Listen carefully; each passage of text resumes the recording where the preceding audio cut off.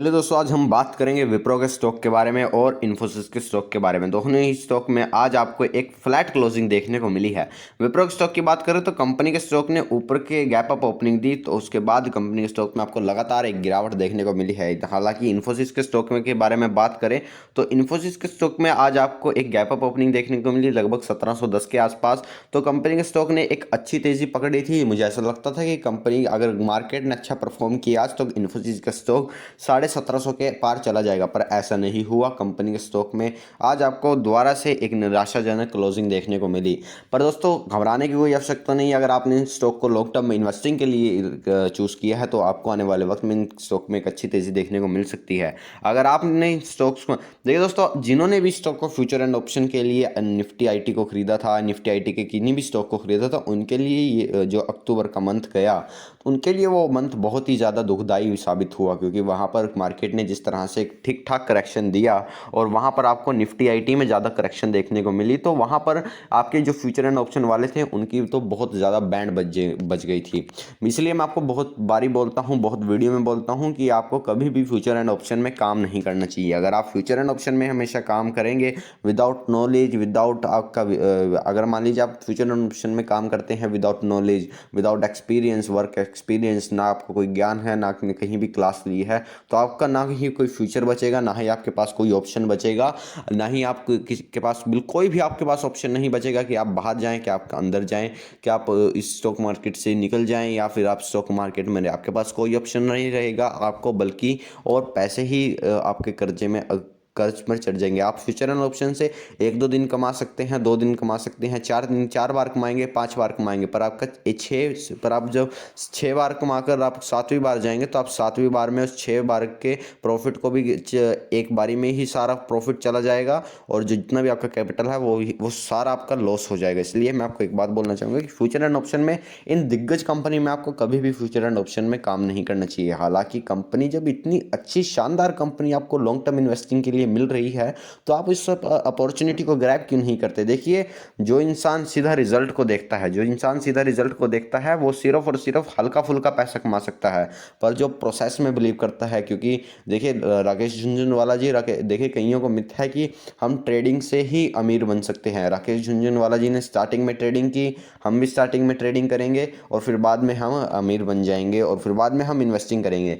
देखिए, आप ये बताइए, क्या वॉरेन बफेट ने, जो वॉरेन बफेट लगे थे, वॉरेन बफेट ने 17 से 11-12 साल की उम्र से इन्वेस्टिंग स्टार्ट की थी, क्या उन्होंने ट्रेडिंग की थी? उन्होंने जो अपनी ज़िंदगी का ज़्यादातर पैसा कमाया है वो ज़्यादातर उनका सारा का सारा पैसा इन्वेस्टिंग से उनका पैसा बना है। इसलिए आपको इन्वेस्टिंग, लॉन्ग टर्म इन्वेस्टिंग पर ज़्यादा ध्यान देना चाहिए, ना कि ट्रेडिंग पर। हालांकि आपको थोड़े बहुत स्टॉप लॉस पर ध्यान देना चाहिए। हाँ, आपको ट्रेडिंग करना है। अगर आपको देखिए, स्टॉक मार्केट एक्साइटमेंट के लिए नहीं है। स्टॉक मार्केट सिर्फ और सिर्फ एक बहुत ही मुश्किल मेंटल गेम है। अगर कोई भी इंसान इस मेंटल गेम को खेलता है तो आपको बहुत अच्छे तरीके से उस इंसान को, अगर आपको खेल रहे हैं तो आपको हमेशा अपने बिहेवियर पर बहुत अच्छे तरीके से ध्यान देना चाहिए। क्योंकि अगर आप अपने स्टॉक मार्केट में अगर फोमो के कारण किसी स्टॉक को खरीद लेते हैं, अगर फियर के कारण कि स्टॉक कभी यहाँ से गिर ना जाए इसलिए उसमें से एग्जिट कर सकते हैं, कर लेते हैं, तो आपको हमेशा ही नुकसान होगा। और अगर आप इन कारणों से ही स्टॉक मार्केट में अपना नुकसान करते हैं तो इसका मतलब आपको स्टॉक मार्केट में फ़िलहाल कुछ भी ज्ञान नहीं है। क्योंकि मैंने कई ऐसे देखे हैं कि उनके 2-4 स्टॉक में प्रॉफिट हो जाएगा तो वो सोचते हैं कि स्टॉक मार्केट बहुत आसान है। जिस तरह से पिछले 1 साल में स्टॉक मार्केट ने रिटर्न दिया है, ऐसा हर बार नहीं होगा कि शायद आपको एक साल स्टॉक मार्केट कोई खास रिटर्न ना दे। हालांकि विप्रो और इन्फोसिस बहुत ही दिग्गज कंपनी है, ओवरऑल लॉन्ग होराइजन आपको ये अच्छी कंपनी दे सकती हैं। फिलहाल कंपनी के स्टॉक, दोनों ही स्टॉक में आपको अपने 52 वीक हाई से लगभग 8-9% के आसपास की गिरावट देखने को मिल रही है। पर मैं आपको एक बात बोलना चाहूँगा दोस्तों कि इन स्टॉक्स में अगर आपको गिरावट देखने को मिलती है तो एक बहुत अच्छा मौका बन सकता है आपके लिए आने वाले वक्त में। देखिए, अगर आपको देखिए, मान लीजिए कोई भी स्टॉक यहाँ से इस तरह से ऊपर जाता है और आपको यहाँ पर वो स्टॉक था, यहाँ पर आपने स्टॉक को ग्रैब किया। मान लीजिए विप्रो का स्टॉक, इसने 10 साल की जर्नी को पूरा कर लिया और आपको पता है, हम सभी को पता है कि स्टॉक को आगे 30 साल तक और जाना है, और स्टॉक में आपको हल्की सी गिरावट में आपने स्टॉक को खरीद लिया या आपने ऊपर भी स्टॉक को खरीदा, तो आप देखिए आपको कितना अच्छा, कितना बेहतरीन रिटर्न आने वाले वक्त में मिल सकता है। इसलिए आपको इन चीज़ों पर बिल्कुल भी ध्यान नहीं देना चाहिए कि स्टॉक जब आपको जाना ही 10,000 के लेवल पर है तो आप इन चीज़ों पर क्यों ध्यान दें कि 50 रुपये स्टॉक कम हो गया या 50 रुपये बढ़ गया। अगर आप इन चीज़ों पर ज़्यादा ध्यान देंगे तो आपके हाथ में लगेगा कुछ नहीं, सिर्फ और सिर्फ पछतावेंगे। इसलिए इन स्टॉक्स में इतना ही इन्वेस्ट कीजिए जितना आप कर सकें, जितना आप रिस्क उठा सकें, क्योंकि इनकी कंपनियां बहुत ही अच्छी कंपनियां हैं। डायमंड में अगर आपको गिरावट देखने को मिलती है, देखिए अगर आपको डायमंड में गिरावट देखने को मिलेगी तो आप उस डायमंड को खरीदेंगे या उस डायमंड को बेच देंगे। मुझे ऐसा लगता है कि आप उस डायमंड को और खरीदेंगे जितना आप खरीद सकते हैं। इसलिए विप्रो और इन्फोसिस जैसी डायमंड जैसी कंपनियों को आपको कभी भी सेल नहीं करना चाहिए। इन स्टॉक्स में आपको आने वाले वक्त में बहुत अच्छी तेज़ी देखने को मिल सकती है। दोस्तों, आपको इन जैसे स्टॉक्स को कभी भी घबरा कर बेचना नहीं चाहिए, क्योंकि आने वाले वक्त में इन्हीं स्टॉक में आपको एक बहुत अच्छी ग्रोथ अपॉर्चुनिटी देखने को मिलती है। जिस तरह से इंडिया में एक आईटी का हब क्रिएट हुआ है, तो आने वाले वक्त में आपको इन स्टॉक्स में एक बहुत शानदार तेज़ी देखने को मिल सकती है। अगर हम बात करें कंपनी के स्टॉक की, कंपनी की आने वाली फ्यूचर प्रोस्पेक्ट की, तो वो बहुत शानदार है। कंपनी के जो टारगेट दिए गए हैं आईआईसी सिक्योरिटीज़ की तरफ से, वो लगभग 900 रुपये के आसपास के इसके टारगेट दिए गए हैं। तो दोस्तों, अगर आपको 900 रुपये के टारगेट देखने हैं तो आपको इस स्टॉक में बहुत अच्छे तरीके से पेशेंस रखना पड़ेगा। शायद इसमें उनका जो दोस्तों टाइम फ्रेम है, उनका टाइम फ्रेम लगभग 6 से 8 महीने के अंदर विप्रो के स्टॉक में आपको 900 रुपये के स्तर देखने को मिल सकते हैं। तो अगर दोस्तों आप अपने स्टॉक को होल्ड पर रखा है तो स्टॉक को होल्ड पर रखिए। इन हल्की फुल्की जो करेक्शन आई है फिलहाल निफ्टी आईटी में, इन गिरावटों को देखकर आपको घबराना नहीं है, बल्कि अपने स्टॉक्स को और ऐड करना चाहिए। ये आपके लिए अपॉर्चुनिटी बन सकती है आने वाले वक्त में कि आप अपने मन पसंदीदा स्टॉक को हर डिप पर ऐड कीजिए। देखिए डायमंड, ये कंपनीज अपने मार्केट की डायमंड है, अपने मार्केट की सेक्टर लीडर हैं, तो आपको इन कंपनीज में हमेशा वॉचफुल होना चाहिए। देखिए दोस्तों, अगर आप हमेशा अपनी पोर्टफोलियो में क्वालिटी स्टॉक को ऐड करेंगे तो आपको आने वाले वक्त में हमेशा अपनी कंपनी में, हमेशा अपने पोर्टफोलियो में क्वालिटी रिटर्न देखने को मिलेंगे। अगर आप कोई स्टॉक सस्ता है, जिस तरह से वोडाफोन, येस बैंक, सुजलॉन या फिर जेपी सोसाइटीज़ एसोसिएटीज़, अगर आप इस तरह के स्टॉक को अपने पोर्टफोलियो में ऐड करेंगे तो आपको हमेशा निराशा ही अपने हाथ में देखने को मिलेगी। तो इसलिए मैं आपको बोलना चाहूँगा कि विप्रो एक बहुत ही शानदार कंपनी है। आने वाले वक्त में आपको इन स्टॉक्स में बहुत ही अच्छी तेज़ी देखने को मिल सकती है। इस तरह की कंपनी का आपको कभी भी सेल नहीं करना चाहिए। आने वाले वक्त में टाइम टू टाइम विप्रो अपने शेयर होल्डर्स को अच्छी न्यूज़ के रूप में बोनस देती रहती है। फिलहाल हाल ही बात करें तो कंपनी ने 2017 में अपना बोनस अनाउंस किया था, और मुझे ऐसा लगता है काफ़ी वक्त हो चुका है कंपनी ने अपना बोनस अनाउंस नहीं किया है।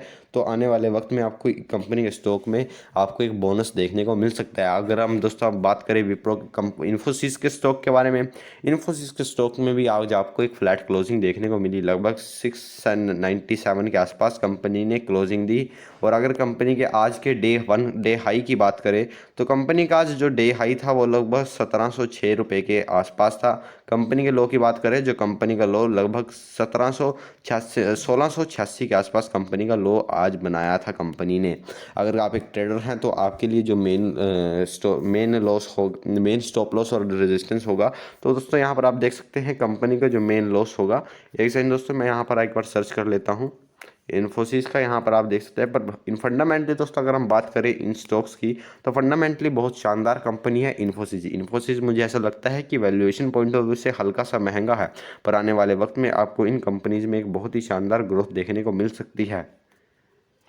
नीचे में अगर इन्फोसिस के कंपनी के स्टॉक प्राइस में अगर आप स्टॉप लॉस की बात करें तो कंपनी का स्टॉप लॉस निकल कर आता है वो लगभग 1670 के आसपास निकल कर आता है। और ऊपर में अगर रेजिस्टेंस की बात करें तो कंपनी के जो ऊपर में रेजिस्टेंस निकल कर आता है वो लगभग 1750 के आसपास कंपनी के स्टॉक का रेजिस्टेंस निकल कर आता है। अगर आप एक ट्रेडर हैं तो आपको इन दोनों ही स्तरों पर बहुत अच्छे तरीके से ट्रेड करना चाहिए। फंडामेंटली दोनों ही कंपनियां बहुत शानदार है। विप्रो की बात करें, विप्रो भी कंपनी एक फंडामेंटली पॉइंट ऑफ व्यू से बहुत शानदार है। देखिए अगर आप ये सोचेंगे कि मैंने आज इस स्टॉक, इन दोनों ही है कि ये दोनों ही स्टॉक, मैं अगर दिल से कहूँ तो ये दोनों ही stock trading point of view से बिल्कुल भी नहीं है। दोनों ही stock investing point of view से बेहद अच्छे हैं। ट्रेडिंग पॉइंट ऑफ व्यू से इनमें वॉलेटिलिटी आपको इतनी खास नहीं देखने को मिलती है।